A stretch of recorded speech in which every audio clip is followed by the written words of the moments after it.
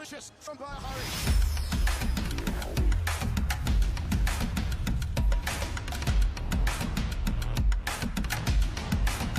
To introduce yourself, you came up to us. So, everyone obviously knows Ottman. You got the violent knockout, UFC 242. But please introduce us to who you're with. We are now at the Tyson range. At this, I want to say thank you to Tyson to give us his place, and also big thanks to Ali Abdelaziz who made this possible, who brought all the fighters together. And we didn't kill each other, so we give him this respect. He is a very nice guy. This is my brother, also a Moroccan fighter. We have like 170 kickbox fights. We Moroccan are famous for kickbox. And alhamdulillah, is one of the best fighters in kickboxing in the world. And he had last week his debut in Bellator, MMA, his first fight. He knocked his opponent out with a flying knee. With all the respect to his opponent, I think he's still sleeping. Ilyas Bulaid. So, 23 years old and very strong. You're going to hear a lot from him in the future. So then I'll put you both on the spot. You had an impressive flying knee knockout. You had a very violent, I believe it was right hand. Who had the better knockout? Well, we have this. He have, but we don't compare in this case. We help each other to get more knockouts, get more victories. I support him, he support me. I give him props, he give props to me, and that's how we have to work hand on hand. So your brother won on a very big UFC card. What was going through your mind when you were watching your brother put your opponent out unconscious, injured hand? I believe you injured your left hand in this fight. I broke my left hand after the first minute, and I had the choice to give up or go on. Alhamdulillah, Allah helped me, God helped me, and we got it. So what's going through your mind when you're watching your brother win that way? Of course, I was really happy for him. You know, I know how hard he worked for this one, and to put someone to sleep like that in your debut, you know, that's like a dream scenario. You know, he fought like 2 weeks before me, so I was immediately like, hey, I want to do the same thing in my first fight. You know, my first MMA fight ever. So we did a good job, I think. So when you watch your brother get that knockout, do you have to then up him and be like, well, I can do better than you now? No, I want always, what I want for myself is that I do good, but I always want my brother to do better, you know? That's how we work. We push each other. Are you the older brother? We are. My brother Abu Azaitar, the old brother, is the first Moroccan who signed in the UFC. He was like my role model in this sport, and I wanted always to follow his step. He pushed me, I push him. We are all brothers. We come from the same country.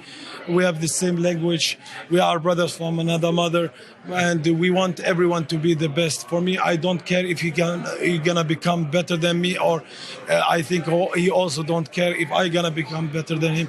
At least we have someone from our country who represent our country in the best way, not only in the cage, also outside the cage, to be a good role model for the kids and the youth, and to try to change something in this world to the better. True. And now you spoke a lot about the UFC possibly going to Morocco. I know Kamaru Usman wants to fight in Africa. How realistic is that? You said you can go tomorrow. Is that accurate? Yeah. I give you a very sharp answer. Because, look, we have a lot of UFC fighters coming out from Africa.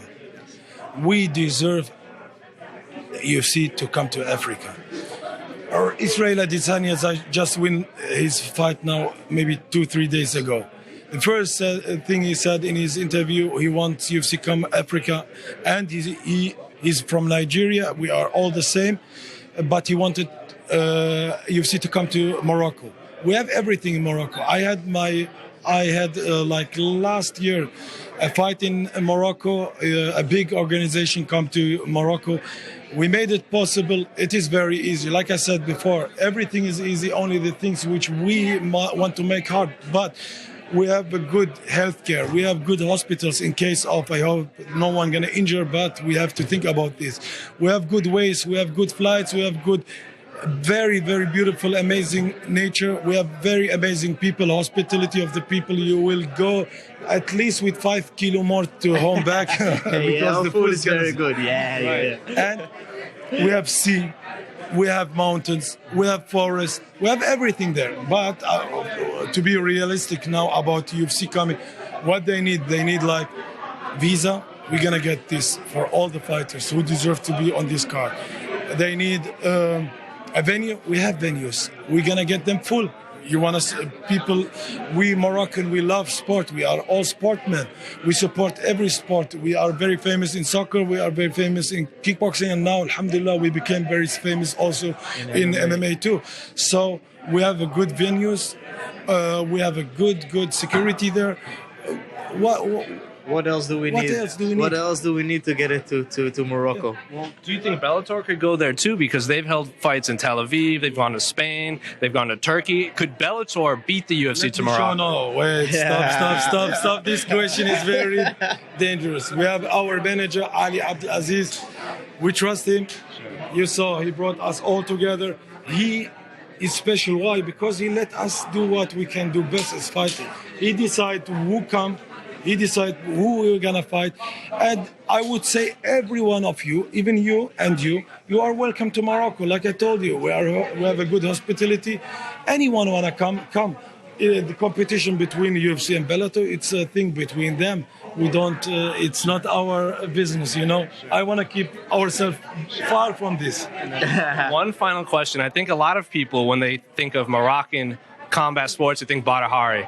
How much? I train with him. You do train with him. So could an MMA fighter become bigger than Badr Hari in Morocco? I'm going to become much bigger than Badr Hari in MMA. No, I train with him, you know. I've in this last 2 weeks, you know, I trained a couple of times with him in the morning.